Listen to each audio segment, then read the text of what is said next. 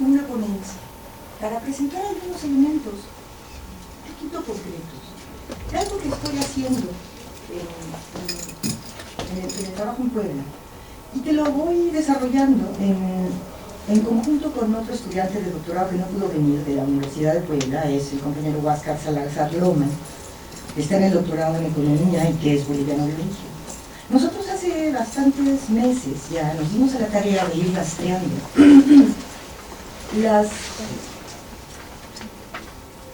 lo que ha pasado con las políticas agrarias en el gobierno masista en los últimos años. Y bueno, hemos encontrado cosas muy interesantes realmente, cosas tales como que en el Plan General de Desarrollo que está vigente, en el Plan 2010-2015, hay más inversión para los proyectos aeronáuticos que para los proyectos de desarrollo agrario, por ejemplo. Esa es una perla que hemos encontrado. Y en general nos ha llamado mucho la atención la manera en la cual se está implementando la política agraria y nos preguntamos a partir de ahí si está habiendo realmente algún tipo de cambio sustancial, que es, creo, la pregunta que ha girado en este coloquio todo el tiempo, ¿no? Entiendo que la pregunta central era cambio de época o época de cambios. Mi postura, que la he sostenido en varias ocasiones, es que está bloqueado el cambio de época, que sí estuvo abierto en un momento anterior, es lo que yo he tratado de sostener en varias publicaciones a partir de un juego que hago,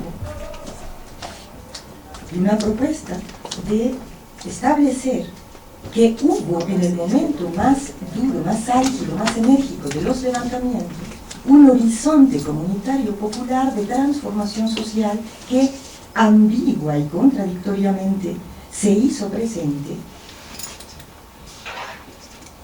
con fuerza.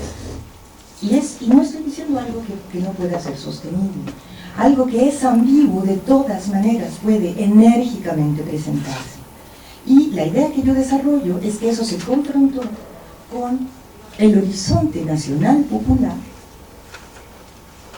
básicamente representado por el proyecto del MAS y básicamente ejecutado a partir del 2006, con el cual pudo coexistir una temporada, pero claramente están presentándose contradicciones y tensiones cada vez más amplias entre estos dos horizontes interiores de lo que puede significar la transformación social a partir del mirador teórico que tengo yo, que es entender que el motor de la historia es la lucha de abajo y que después puede haber prácticas estatales, o puede no haber prácticas estatales que resuenen con esto que es empujado desde abajo.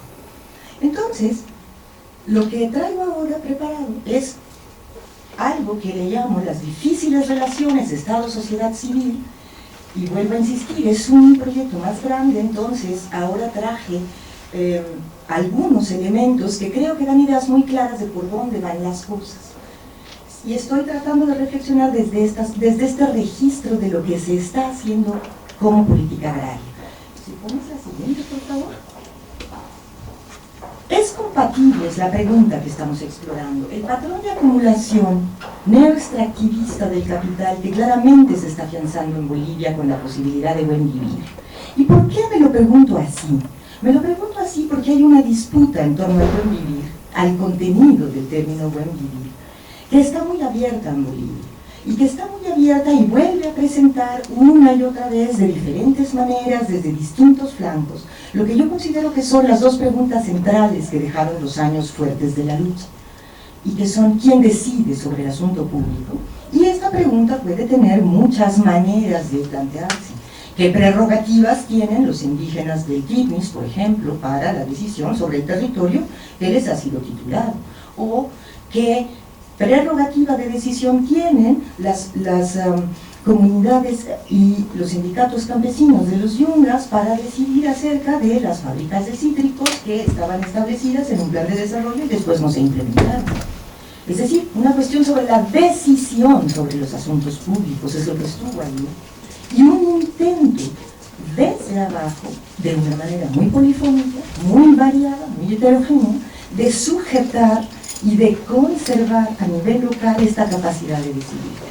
Eso es lo que yo he escuchado y creo que es una parte del contenido del buen vivir que se entiende como camino y no como modelo, ¿sí? Sin embargo, hay otra manera de verlo, que es verlo como modelo, y entonces me das la siguiente: empezar a plantear las cuestiones a partir de las formas en las cuales el gobierno constitucional podría ejercer algunas políticas que dieran soporte a lo que se entiende exteriormente a la lucha social de abajo como buen vivir, y por eso lo veo como modelo cerrado.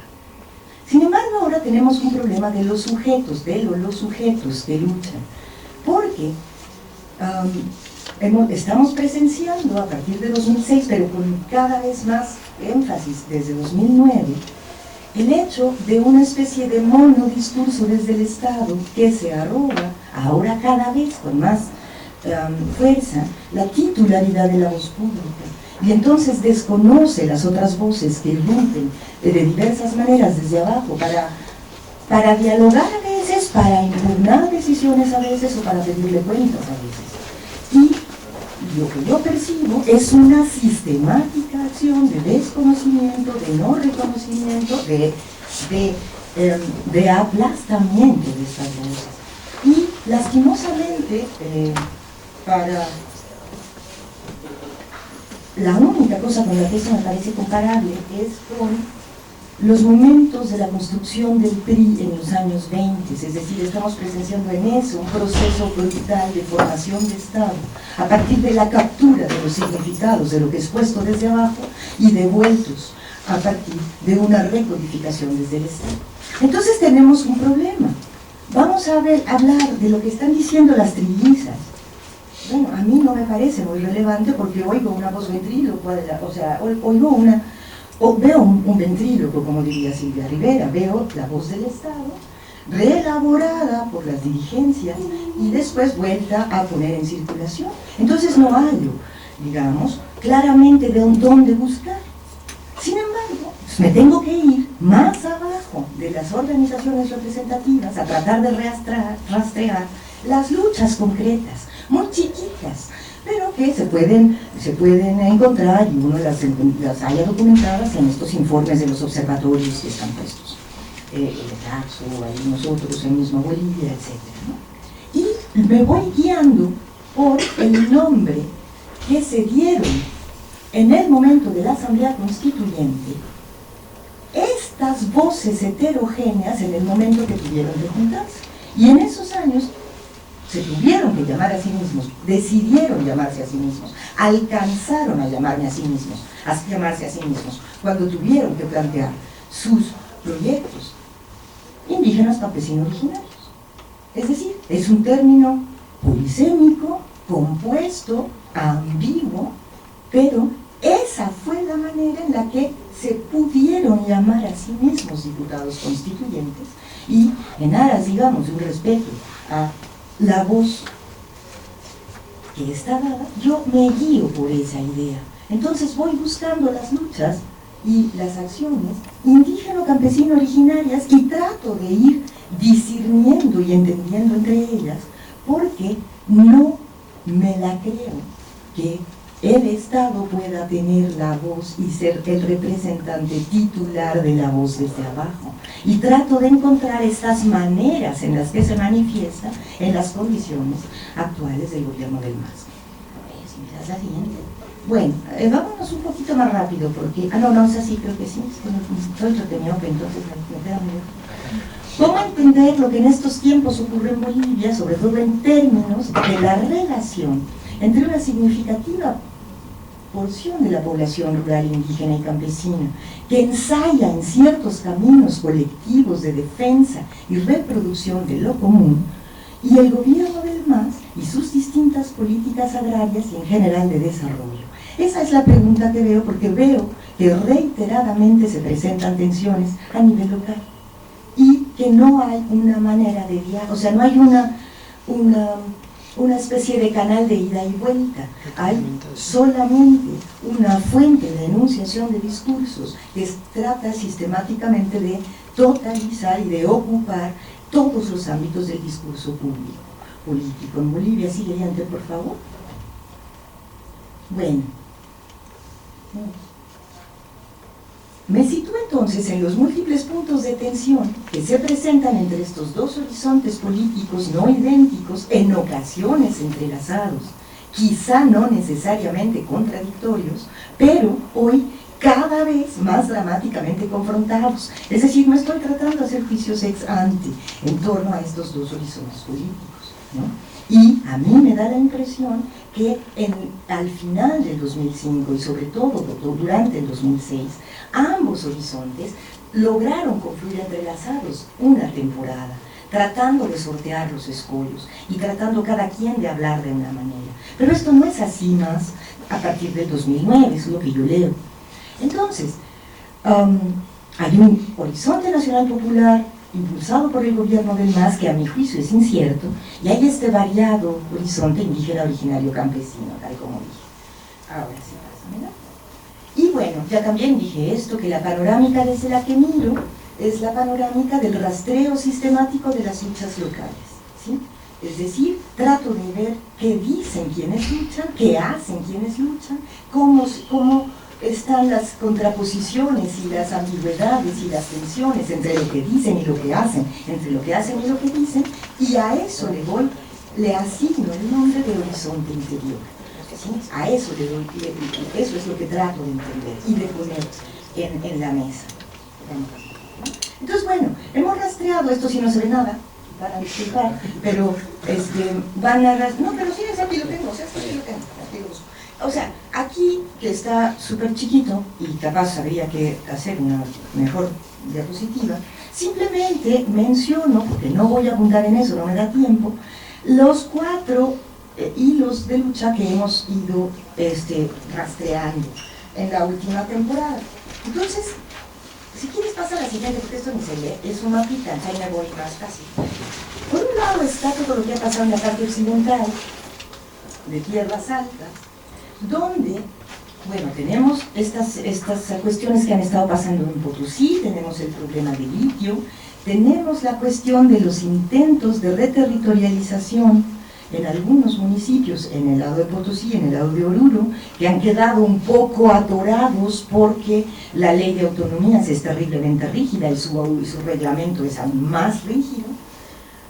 Y tenemos, bueno, en esa parte, aunque no en tierras altas, estos conflictos en yungas que ya mencioné y que fueron muy duros. Son lo que técnicamente algunos allá en Bolivia llaman los primeros muertos del gobierno de Evo. Ahora, en los valles interandinos, en Cochabamba y Chuquisaca, que lo que está pintadito en verde, es donde yo encuentro que hay menos conflictividad y que es pequeña propiedad agraria, es decir, son diferentes naciones, básicamente quechuas, que se viven sin embargo a sí mismas, sobre todo como campesinos, aunque se superponen pequeñas porciones de territorio que están organizadas y están adheridas al CONAMAC, como Tarabuco, como Yancará, etcétera, en Chuquisaca.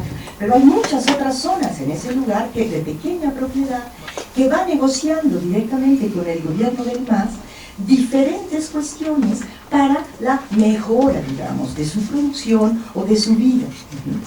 Entonces estos, incluyendo allí, digamos, al sector chapareño con toda su especificidad, es donde yo vería lo que sigue siendo claramente una base social para un proyecto nacional popular, y los datos que vamos a presentar un poquito después creo que son elocuentes acerca de cómo tratan a ese sector, que lo que necesita son sectores donde están los bolsones de pobreza más importantes en Bolivia. Bueno, no todos, pero hay ahí lugares terriblemente atrasados, digamos, o terriblemente agraviados por la historia colonial. Y son los que, sin embargo, no mantienen ahora una relación de tensión clara con el gobierno, sino que dialogan, están ahí. Bueno, por el lado de acá, en el norte de Santa Cruz, ese círculo que está un poquito coloreado de rosa, es la parte de los municipios, o quiero representar la parte de los municipios de San Julián y Cuatro Cañadas y zonas aledañas, es decir, la entrada a la Chiquitanía, que es la zona de colonización vieja, inmersa en medio del mar agroindustrial y del mar de producción de sorgo. Y ahí hay cosas muy interesantes que rastrear, porque ahí hay una alianza de esos sectores con el MAS que viene desde antes del proceso electoral, viene desde el 2004, yo creo. Sin embargo, estos pequeños productores colonos que se dedican a producir soya en pequeña propiedad, lo que quieren y lo que han querido todo este tiempo es que se organice una forma autogestiva de apoyo, o una forma es decir, de una forma autogestiva de acopio, quiero decir. Entonces, lo que quieren es construir un silo, y quieren construir un silo que sea de ellos. Y han pedido reiteradamente a las diferentes instancias gubernamentales, han pedido que se les conceda ni siquiera préstamo, que se les dé el aval para tener un préstamo que ellos pueden tener, porque obviamente están recibiendo los beneficios del precio de la soya alta que han gozado Bolivia en las últimas temporadas. Y eso no se les ha conseguido. Y a la inversa, se puso ahí la empresa esta de semillas y la de acopio, la que es una especie equivalente de Conasur, ahorita se me va el nombre, la que dirige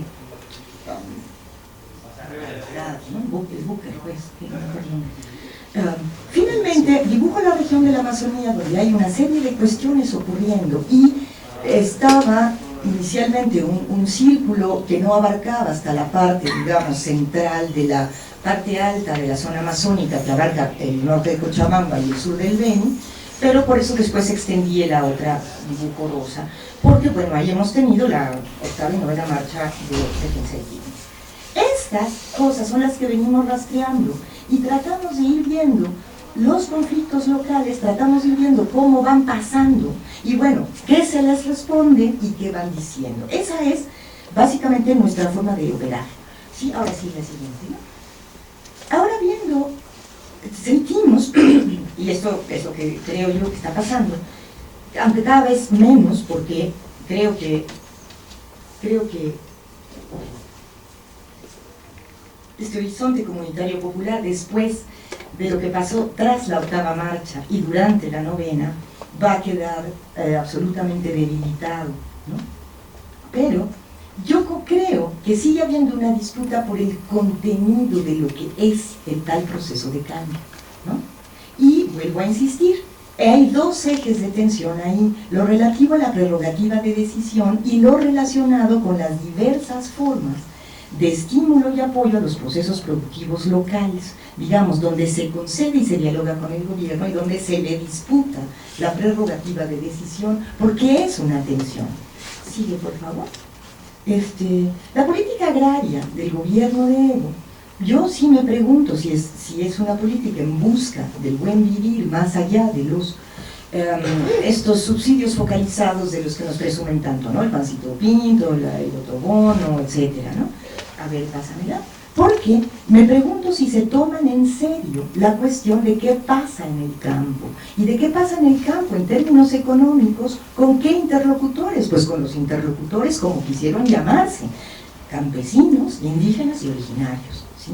Entonces rastreo qué ha hecho el gobierno de Bolivia. Y han sacado tres cosas, básicamente. Hay más, pero bueno, tres.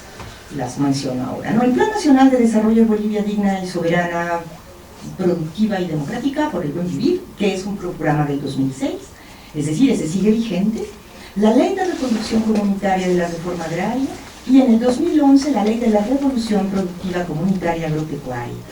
Pásale, porfa, ¿no? Esos son los tres planes más grandes que hay. Y aquí sí no leo nada. Bueno, no, está bien, sigue. Aquí vuelvo a hacer una discusión sobre el buen vivir, que no es un proyecto que pueda asumir una forma estatal en mi manera de pensar, porque yo lo veo que esta cuestión del buen vivir es como un camino. Ojo, no estoy diciendo que sea un proyecto no estatal, sino que estoy diciendo que no puede ser un proyecto estadocéntrico. Ojo, y sí me quiero poner muy meticulosa con esta distinción. ¿Por qué? Porque la gente en Bolivia, cuando uno va a ir a entrevista, cuando seguramente los que están estudiando Bolivia acá van allá, la gente cree en el Estado, la gente quiere obtener cosas del Estado. Claramente sí, claramente sí. El problema es que la gente de repente quiere determinadas cosas y el Estado le devuelve otras, o el Estado no lo escucha, ¿sí? Entonces, al entender el buen vivir como camino, podemos intentar, creo yo, y esa posibilidad también estuvo abierta en Bolivia, aunque ahora la veo cada vez más colapsada, también se podía haber planteado, y de hecho se trató de plantear una y otra vez, una posibilidad de diálogo gobierno-sociedad civil que discutiera esta cuestión de las prerrogativas de decisión y que limitara la monopolización de la prerrogativa de decisión en el Estado, que ha sido el rasgo colonial central del Estado boliviano desde hace, bueno, desde que existe. Entonces, el problema reside, en relación a la política agraria, en la incorporación de toda demanda social al Plan Nacional de Desarrollo, que al final de cuentas está condicionado por un objetivo supremo, que nos lo dicen en otros documentos, que no tiene nada que ver con el buen vivir, que es la generación de un excedente económico ajeno a la matriz productiva de los pueblos indígenas y campesinos. Es el discurso central del Estado boliviano recientemente. Volvernos a plantear una transformación por etapas. Y le pueden poner tantos adornos como quieran, pero eso se llamaba etapismo desde la época de la estabilización de la energía social de la Revolución Soviética. Y yo lo que noto es una repetición de argumentos y de cosas polvoreados, edulcorados, adornados con listoncitos de colores, ¿sí? Pero que en términos lógicos tienen un isomorfismo abrumador con ese tipo de proyectos etapistas que lastimosamente ya sabemos a dónde llevan. Sígueme, por favor. Ahora, se está planteando en Bolivia, y creo que eso me decía Gaya que lo discutieron ayer, una economía bimodal. Por un lado, esta insistencia en el sector económico estratégico y por el otro, un sector generador de empleo y receptor del excedente, el agrario. Lo que se tiene entonces es un patrón de acumulación sostenido en el sector económico estratégico, y el segundo, es decir, todo lo que hacen los campesinos indígenas originarios, dependiendo de lo que se necesite en este sector estratégico. Esta dependencia, obviamente, permite instaurar la mediación estatal como palabra última, y creo yo leer que eso es lo que ha venido pasando, ¿no? Bueno, este cuadrito, que es de la publicación de Arce de 2010, pero es la prospectiva, es el proyecto de inversión en el Estado boliviano 2010-2015. Este es el que les digo que es una perla. Es una perla porque, no sé si alcanzan a ver, fíjense nomás cómo está destinado el 80% de la inversión en esos 5 años para este sector que llamábamos estratégico, que es una de las modalidades económicas que están ahí, es decir, para minería, hidrocarburos, energía eléctrica y transporte, está prácticamente el 80% de la inversión. Y para desarrollo rural, es el que está resaltado, hay el 0.78 del ingreso estatal en esos 5 años, ¿sí? pues yo siento que esto a mí al menos me suena a que no se están tomando en serio, ¿sí?, el hecho de realmente responder a demandas legítimas de buen vivir, entendidas como se entiendan por quien las presente desde abajo. Porque si yo tengo menos del vuelto de la leche para abordar estos problemas y voy a dedicar el 80% del dinero que sí tengo para volver a reforzar este sector, con el que voy a seguir teniendo otro dinero, pero con el que me sigo enlazando con el capital internacional, al menos lo que yo leo es que cada vez más se vuelve incierto el propio camino nacional popular por la permisividad con la que se trata al capital extranjero y a las corporaciones extranjeras, por más que nos digan que ahora sí las tienen sujeta de cierta partecita, ¿no? En fin, para la siguiente, ¿no?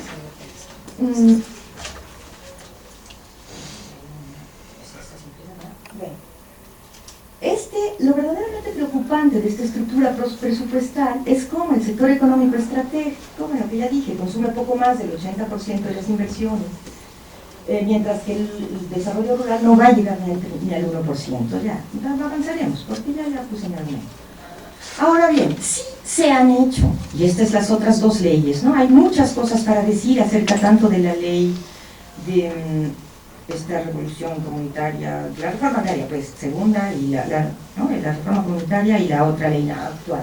Pero simplemente quiero mencionar una cuestión y dejarla así.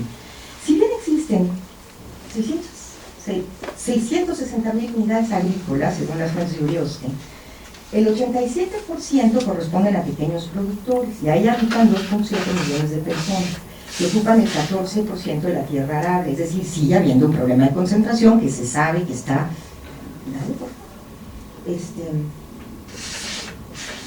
Y se sabe también, no incluye esa lámina, o capaz que la puse en otro orden, se sabe también que ha habido una dotación de tierras y ha habido un proceso de titulación de tierras en TIOPS, en territorios indígenas originarios campesinos, muy amplia, con tierras fiscales en toda la parte del oriente. Y eso sí está muy cuantificado y es algo que a mí me parece que es muy bueno que haya pasado, ¿sí? Sin embargo, es también muy claro que en esta titulación, como tierras, territorios indígenas originarios campesinos, es muy importante ver qué prerrogativas de decisión hay para el disfrute y usufructo de esos territorios titulados a pueblos. Y en el ejemplo del Quilmes estamos teniendo una contradicción terrible, otra vez entre las necesidades desde esta economía bimodal, desde los sectores estratégicos, considerados así, de esta economía, que necesitan una carretera, y entonces la carretera pasa, no importa quién proteste, no importa quién decida tener otra cosa, no importa cuánto cueste a la larga. Y pues por supuesto que tenemos la cuestión de que el latifundio oriental pues quedó legalizado a partir del 2008, cuando se hizo sabemos todos, los arreglos para que se pudiera promulgar la Constitución después del intento de cerco a Santa Cruz, ¿no? Pues sí, ya dale rápido, por favor, ya vamos. O sea, es que ya lo dije. Bueno. Es decir, esos son mis puntos, creo que yo ya los planteé. Esta economía bimodal, un discurso de buen vivir que en realidad está abierto y hay una tensión en el terreno de qué, en el terreno de si esto es un modelo o esto es un camino. ¿Sí? Un camino que entonces es algo abierto, en lo que se vuelven a restituir prácticas deliberativas. Si ustedes leen, digamos que la novena marcha estuvo un poquito más confusa y fue más compleja, pero lean o revisen el material de todo lo producido durante la octava marcha, del momento en el que grupos de pobladores del territorio indígena Sisiborosecure plantean junto con otras organizaciones estas prerrogativas de las que quieren gozar y además están dispuestos totalmente a deliberar. y no encuentran una respuesta ahí. Entonces, cuando yo me pregunto si estamos en un cambio de época, en una época de cambios, yo me doy cuenta, o creo, que si reviso un poquito más otros aspectos, o sea, los aspectos políticos, pero también los veo lo que está haciendo el gobierno, más allá de sus discursos, me da la impresión que es una mera época de cambios, y ya no un cambio de época, y que los cambios son más chicos de lo que nos presumen. Pues eso era lo que yo quería venir a proponerles. Gracias. El orden del día, digamos, de las transformaciones a seguir. Y no era muy claro, y cada quien enunciaba esta cuestión de la agenda pública en Bolivia, de lo que se quería, le llamo con blog el horizonte interior. Pero había una especie de acuerdo general de que se podía seguir deliberando aquello a conquistar. En algún texto clásico como la Guerra Civil en Francia, Marx termina diciendo que la revolución es la fiesta de los pobres. Bueno, eso yo lo he vivido, ¿no? Es decir, ese momento en el de la transformación general, donde hay alegría, donde se siente potencia, donde la gente se acuerpa, donde la gente confía, ¿sí? Eso también es transformación del mundo. Eso es muy importante en la transformación del mundo. Y veo que hoy estamos discutiendo otras cosas. Y estamos, digamos, en términos de lo que quedaba de la agenda de octubre, discutiendo si la cuestión de la consulta es territorial para pueblo indígena, que tiene que haber un experto que delimite quién es y quién no, y quién vota y quién no, para que haya un proyecto general, es vinculante o no. Es decir, estamos en un rinconcito discutiendo una cosita. Es como yo lo vivo, y eso es lo que les estoy contando, y desde ahí pienso. Entonces, yo me sigo preguntando por los problemas que quedaron abiertos, y ese es el objeto de mi interés. Mi interés no es tanto Bolivia en cuanto tal. Mi interés es el problema de la transformación social, de la cual el caso boliviano es un ejemplo, ¿sí? Entonces, yo no voy siguiendo esta bola de indicadores que propagandizan los ministerios de comunicación de los países, ¿sí? Pues eso, para eso les pagan, hay un dinero del erario de lo que funciona con el modelo que describí, y las embajadas lo reparten. Yo hago otra cosa, ¿sí? Uno de los elementos ahí para evaluar en términos de la posibilidad de la transformación social, que quedó muy explícito en la gran ola de rebeliones bolivianas, fue que había una intención clara de variar la relación Estado-sociedad. Y esa era una novedad política. La novedad política consistía en que la población en general decía: hay que votar por Evo, y así se votó por Evo.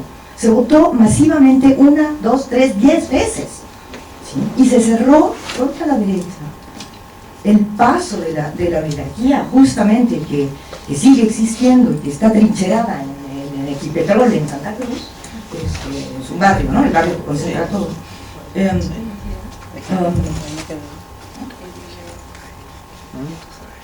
Se votó y se usó eso, pero al mismo tiempo, desde el año 2006, insistentemente, uno y otro flanco de movimiento trataron de ir a plantear esta ruta de apertura hacia la transformación. Eso es lo que a mí me parece relevante, y por eso planteo lo que digo. Entonces, bueno, ¿qué opino yo de Bolivia? Yo creo que está realmente peor, porque está más confuso, ¿sí? En fin, es decir, no valoro Bolivia a partir de unos indicadores que no sé cómo se sacan, no sé quién los pone, no confío en las metodologías que usan, en primer lugar. En segundo lugar, lo que confío mucho en lo que puedo percibir en términos cualitativos, ¿sí? Y haciendo investigación de campo en Bolivia, lo que uno siente es una frustración espantosa abajo, sientes amargura, y eso no es bueno. Y eso no es bueno porque eso mete pasividad a la gente, ¿sí? Y se siente esa amargura y esa cuestión porque no hay manera de establecer lo que se quiere, porque si se hace de manera independiente, inmediatamente se te descalifica. Y si se hace de manera corporativa por la nueva estructura de control que está teniendo el MAS, inmediatamente ahí te plantean unos términos de transacción, ¿sí?, que son el priismo más duro y vivo, ¿no? Renegociados, ves que estás viendo cómo se genera. Entonces, cuando yo voy al campo, me dicen cosas contradictorias y ambiguas. Por un lado, me pueden hablar de hermano presidente, y me pueden decir que van a seguir votando por él. Y por otro lado, me pueden contar lo mal que se sienten por X o Y razones. Y puedo tener muchísimas entrevistas que resuman esta especie como de tristeza social, de verse sumida en la impotencia y verse convertida de sujeto a nuevamente objeto de gobierno, ¿sí?, con toda una institucionalidad absolutamente controlada por una estructura partidaria que han ocupado en los últimos, o sea, que han consolidado en los últimos años, y que no tiene nada que ver con los mecanismos pactistas con los que se expandió el MAS y con los que ganó en el primer momento. Entonces, mi problema no es tanto el gobierno de Bolivia, mi problema es el problema de la posibilidad del Pachacuti. Ese es el problema teórico que abordo, y lo abordo desde donde puedo. Entonces, pues digo muchas críticas, y casi siempre trato de ver esas cosas, ¿sí? ¿Por qué además? Porque sé que soy una voz en minoría, claramente, y por eso entonces tengo que tratar de plantear, y me comprometo con tratar de exhibir lo que no puede ser expresado fácilmente, con tratar de mostrar aspectos que están ocultos, y lo hago con mayor o menor eficacia, pero lo hago de todo corazón, ¿sí?, en términos de un diálogo posible, que no cierre las posibilidades de desear que nos faltan tanto aquí en México, ¿no?, y que se separen de esa especie de predisposición a aplaudir que también tendríamos que estar sometiendo a crítica de manera más seria en este país. En fin, eso les contestaría a los compañeros, ¿no? ¿Está peor, mejor o peor? En términos económicos, como ustedes quieren evaluarlo, no lo sé, no tengo idea, ¿sí? No sé, pero en términos de lo que siente la gente, claramente está peor, ¿sí? Y hay un problema, otro dato de que está peor. Entre toda la gente que son dirigentes y que son diputados y que están ocupando cargos públicos, es Vox Populi, si hay aquí bolivianos no me dejarán mentir, es Vox Populi que hay una epidemia de alcoholismo. Hay una epidemia de alcoholismo creciente. ¿Por qué? Porque la gente se farrea y te cuenta cómo se siente derrota, aún adentro del gobierno, ¿sí? ¿Por qué? Porque tiene que estar negociando los carguitos con los de abajo, porque tiene que estar operativizando línea, porque ya no le escuchan, porque siente que deja de valer.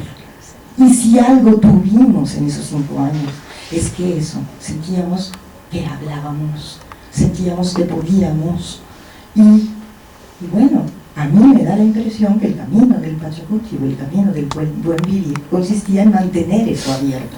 Y eso exigía menos megalomanía, y eso exigía menos autosatisfacción, y eso exigía, y entonces no lo veo como un problema menor.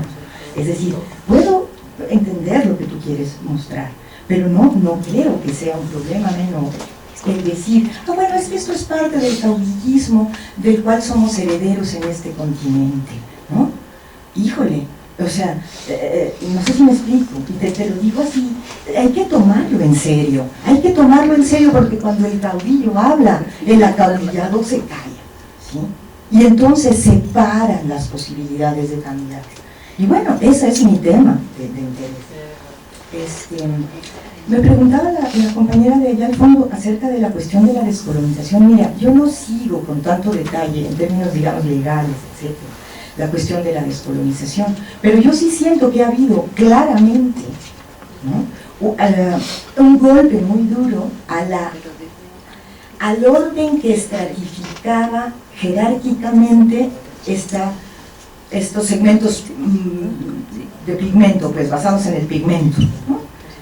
Y entonces uno tiene, más bien en el mundo civil, una serie de cosas muy interesantes.